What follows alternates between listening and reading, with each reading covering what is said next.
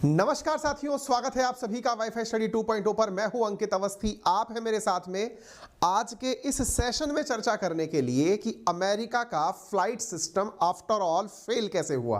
और आज का ये सेशन उन लोगों के लिए समझने में बहुत बड़ी मुसीबत करने वाला है जो लोग ये मानते हैं कि फ्लाइट चलाने के लिए एक फ्लाइट होनी चाहिए जिसमें तेल भरा हुआ हो और चलाने वाले पायलट्स होने चाहिए, क्योंकि पायलट के हाथ में फ्लाइट होगी। हम फ्लाइट उड़ा रहे थे, हमारा खुद का नेटवर्क उड़ गया।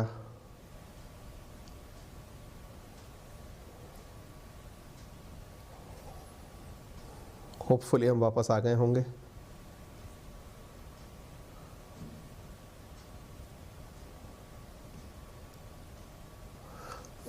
फ्लाइट उड़ाते उड़ाते हम खुद ही गायब हो गए।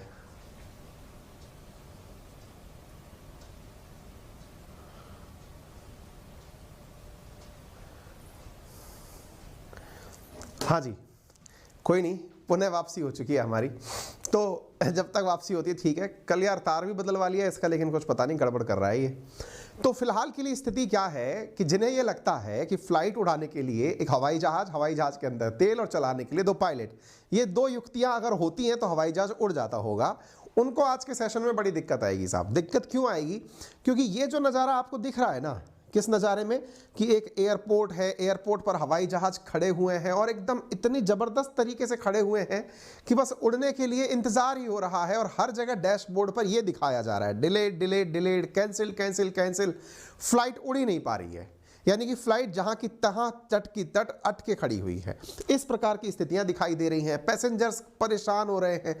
और यह स्थिति कहां हो रही है? अमेरिका के अंदर हो रही है। दुनिया में अपने आप को दुनिया का सबसे बड़ा देश, प्रभावशाली देश, जिसका वर्चस्व का गुणगान गाया जाए, टेक्नोलॉजी में सबसे उन्नत किस्म का देश, उसके यहाँ की जनता इतनी परेशान है तो लोग तो साहब इसकी फिरकी लेंगे ही। हम भी आ गए लेने के लिए, और हमने फिरकी ली तो हमारी जानकारी तो यहाँ तक पहुँच गई कि साहब इनके यहाँ पे 2001 में भी इतनी परेशानियाँ नहीं हुई थी जब आतंकी हमला हुआ था। उसके बाद से लेके अब तक तो इनकी टेक्नोलॉजी भी डेवलप खूब हो गई होगी। अब अचानक ऐसा क्या हो गया कि इनके यहाँ की हजारों फ्लाइट, नंबर बताया जा रहा है 21,000 के आसपास फ्लाइट जो है ना इनकी अटक गई।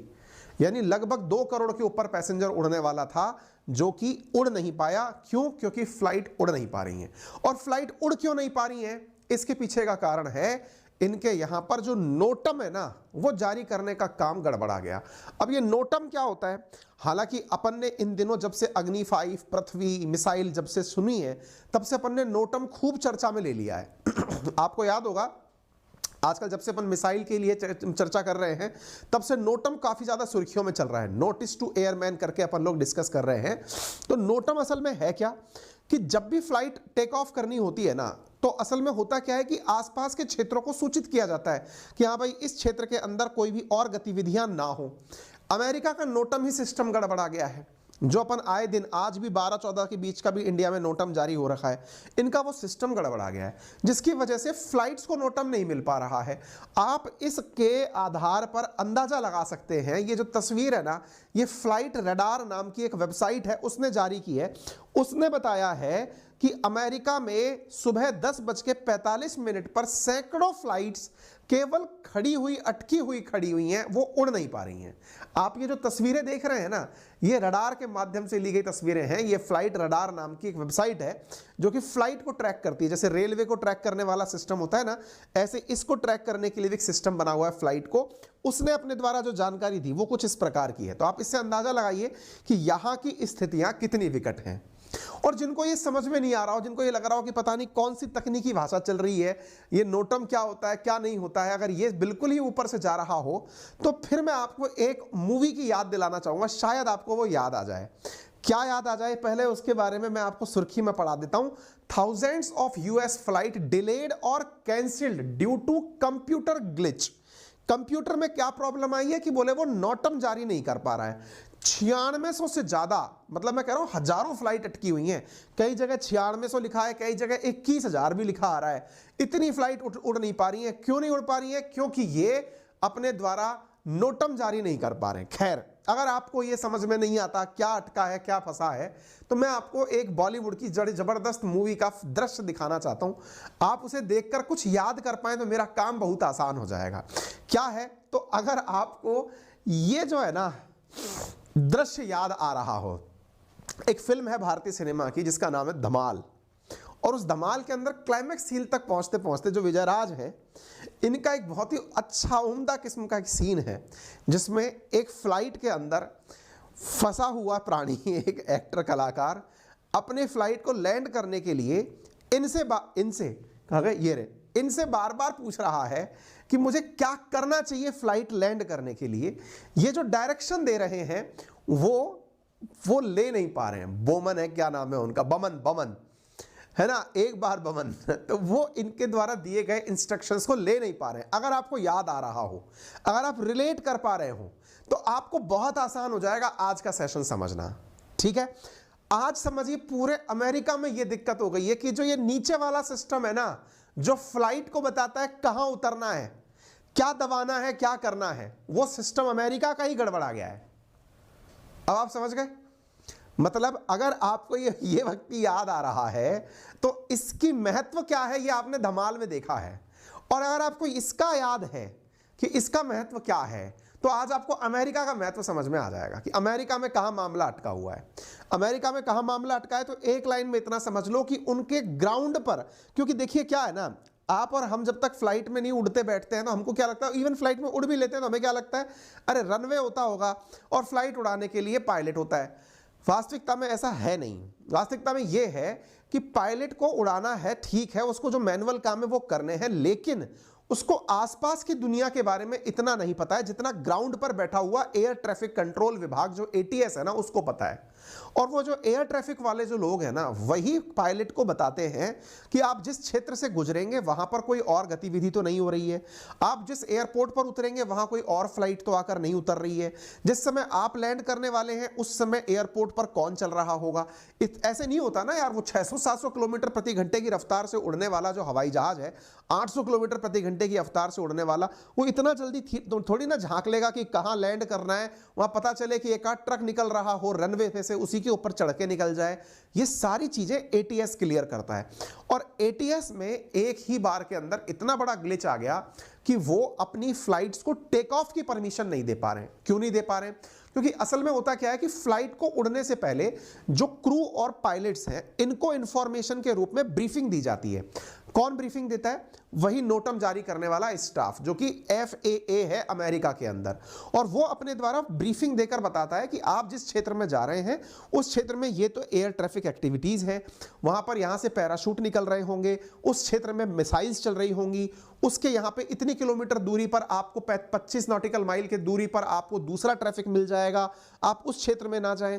इस तरह से हर पायलट की पहले ब्रीफिंग होती है, उसको एक ब्रीफ कार्ड दिया जाता है। वो जो ब्रीफिंग है ना, वो अब दी नहीं जा पाई अमेरिका के अंदर। उसके चलते अमेरिका का इतना बड़ा मजाक बन गया कि लोग जैसे तैसे मीम बना रहे हैं अमेरिका के ऊपर। ठीक है, फिलहाल के लिए अमेरिका का जो फेडरल एविएशन एडमिनिस्ट्रेशन है, इसके ट्वीट्स देख लेते हैं, फिर जनता ने अपना गुस्सा कैसे निकाला वो भी हम आपको यहां पर दिखा देंगे। ठीक है, तो अब आप देखिए यहां पर FAA के द्वारा, FAA is working to restore its notice to air mission system. We are performing final validation checks and reload the system now. इधर देख सकते हैं FAA, इधर देख सकते हैं FAA कह रहा है कि FAA is still working to fully restore notice to air mission system following an outage. इन्होंने अपने द्वारा सारी सूचनाएं यहां पर जारी करने की बात कर दी। अब देखिए ये खुद स्वीकार कर रहे हैं कि हम बुरी तरह फेल मार गए हैं। आप इधर देखिए ATC जो इनका कंट्रोल एडवाइजरी है, उसने क्या कहा है, आप इधर देखिए, United State NOTAM system failed at इतना इतना। यानी इन्होंने टाइमिंग जो है वो बताई है, कितने बज के कितने मिनट पे इनका नोटम सिस्टम फेल कर गया। Since then no new NOTAM और amendment have been processed, technicians are currently working to restore the system and there is no estimate for restoration of service at this time. There is currently a hotline in effect which has names, FAA facilities, stakeholders in attendance. The hotline information is contained within इतना इतना, यानी हमको कुछ नहीं पता है, system गड़बड़ा गया है। 11 जनवरी 2023 की खबर है, सुबह 4:18 पे दे दी गई है, मामला पूरी तरह ठप हो चुका है, हम माफी चाहते हैं, हमारे पास कोई समाधान नहीं है। 11 तारीख की ये खबर है, आप ये देख सकते हैं, सारी खबरें आपके सामने हैं, ठीक है। अभी जब हम आपका सेशन करने आए हैं, उसके करने से मात्र 2 घंटे पहले और भी 1.5 घंटे पहले 9:24 का आज का ट्वीट है ये।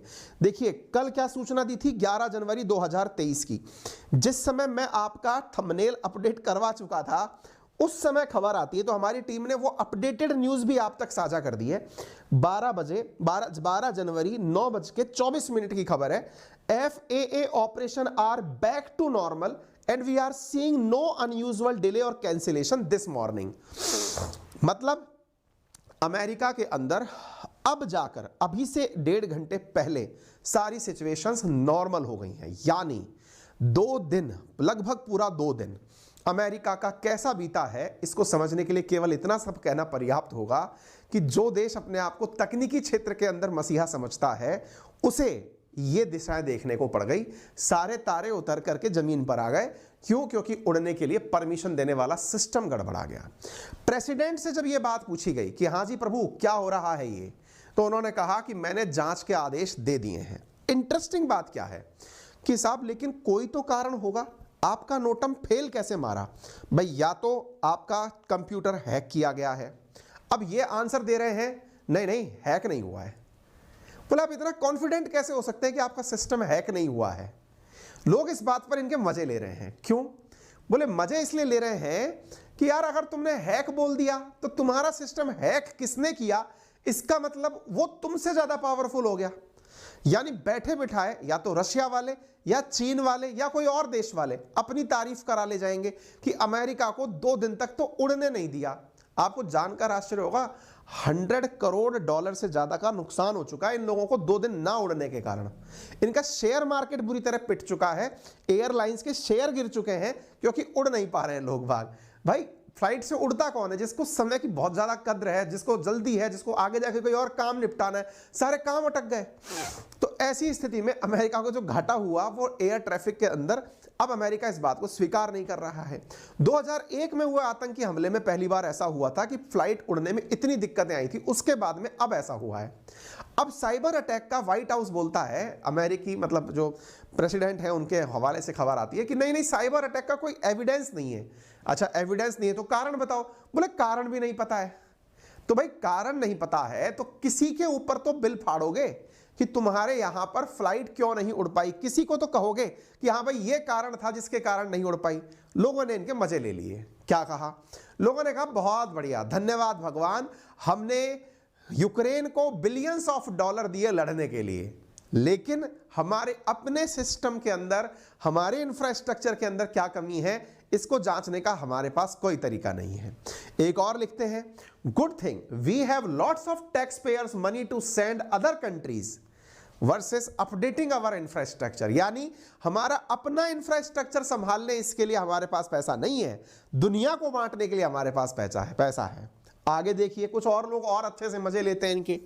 यहां पर एक जनाब मजे लेते हैं, if this turn out to be a Russian cyber attack would the FAA or the White House admit it. यानी यदि ये अमेरिका के ऊपर साइबर अटैक हुआ तो क्या ये स्वीकार करेंगे? ऐसे ही एक जनाब मजे लेते हैं कि भाई इनके पास में कंप्यूटर सिस्टम खराब है, ये स्वीकार काहे नहीं कर लेते हैं। अब आप साहब इस बात को और जान लीजिए। न्यूयॉर्क टाइम्स लिखता है कि इसके पीछे का कारण कुछ और है, और कारण क्या है? उनके यहाँ का भी सरकारी सिस्टम कुछ हद तक अपने जैसा हो गया है। कैसे? भाई साहब यहाँ का जो FAA है उसके अंदर जो चीफ का नियुक्ति है वो मार्च से नहीं हुआ है। यानी कि 2022 के मार्च से अब आप जनवरी के अंत में, जनवरी के आ चुके हैं 2023 में, इनके यहां पर कोई परमानेंट चीफ की नियुक्ति ही नहीं हुई है। पिछले हफ्ते जो बाइडेन है उन्होंने फिलिप वाशिंगटन नामक एक व्यक्ति को नॉमिनेट किया था, लेकिन दिक्कत यह आ रही है कि इनके यहां पर भी जो संसद की व्यवस्था है जिसे कांग्रेस कहते हैं, उसमें जो उच्च सदन है उसका नाम सीनेट है, और सीनेट की मंजूरी मिलना जरूरी है इस पद पर नियुक्ति के लिए। तो सीनेट के सेशन का इंतजार किया जा रहा है, यानी कि जो व्यक्ति परमानेंटली इस चीज को गवर्न करता है वो पद पर ही नहीं है, तो जिम्मेदारी का ठीकरा फोड़े किस पे। कुल मिलाकर अब बात यह है कि जहां एक और बाइडेन खुश हैं, अब रिपब्लिकन्स को मौका मिल गया है कि इनको बढ़िया तरीके से ग्रिल किया जाएगा। मतलब जब आप मिलोगे संसद में तो आपसे सवाल किए जाएंगे कि ऐसा क्यों हुआ। ना तो तुम साइबर अटैक बोल सकते और ना ही तुम अपनी तकनीकी दिक्कतों में अपनी गलती मान सकते। कहने का कुल मिलाकर अर्थ यह है कि अमेरिका की हो गई जग हसाई, और इस जग हसाई के अंदर कितनी फ्लाइट टेक ऑफ नहीं कर पाई, आंकड़ा 21,000 के आसपास है। हालांकि ये माना जा रहा है कि 2 दिन के अंदर सारी स्थितियां पुनः नॉर्मल हो जाएंगी, लेकिन इसकी वजह से अमेरिका के अंदर जो साउथ वेस्ट एयरलाइंस है उसका शेयर मार्केट 2.4% नीचे आ गया है, और यूनाइटेड एयरलाइंस जो है उसका जो मार्केट है वो 1% के हिसाब से नीचे आ गया है। $2 करोड़ के आसपास के नुकसान की भी आशंका जताई जा रही है। अब सवाल ये आता है कि साहब इसकी वजह से, नोटम की वजह से दिक्कत आई तो आई क्यों, और क्या इंटरनेशनल फ्लाइट्स को भी आई क्या? तो बोले साहब देखिए, अगर किसी को रास्ता ही नहीं पता है तो वो उतरेगा कहां पे। इंटरनेशनल फ्लाइट भी अगर उड़कर आ रही है तो अल्टीमेटली अमेरिका के एयर स्टेशन पर उतरने से पहले उसको अमेरिकी एयर विभाग से पूछना तो पड़ेगा ना कि मे आई लैंड एयर। अब अगर वहां पर उतरने का परमिशन ही नहीं मिल रहा है, वहां पर कोई विजयराज जैसा व्यक्ति बैठा हुआ है जो बता रहा है कि भाई साहब क्रिस्टल क्लियर पता नहीं चल रहा है कि आपको कहां उतरना है, तो स्थितियां खराब हो जाएंगी। हालांकि ये जो सिस्टम है ये शुरुआत 1947 के बाद ही हुआ है, लेकिन वास्तविकता में इसकी शुरुआत नोटम की पहले जहाजों से, पानी के जहाजों से की गई थी, लेकिन अब इसकी हवा के जहाजों में भी यूज होने लगी है। नोटम दिया कैसे जाता है, तो कुछ इस प्रकार की कोड लैंग्वेज होती है जो कि आप लोगों को समझने में टिपिकल होगी, मुझे भी समझ में नहीं आ रही है। इस तरह से नोटम जो है वो अपने जो पायलट्स हैं उनको एयर स्टाफ के द्वारा शेयर किया जाता है। ठीक है, तो उम्मीद है कि आप लोगों को ये जानकारी समझ में आई हो। अगर जानकारी अच्छी लगी हो तो अपने सभी साथियों के साथ इसे साझा करें।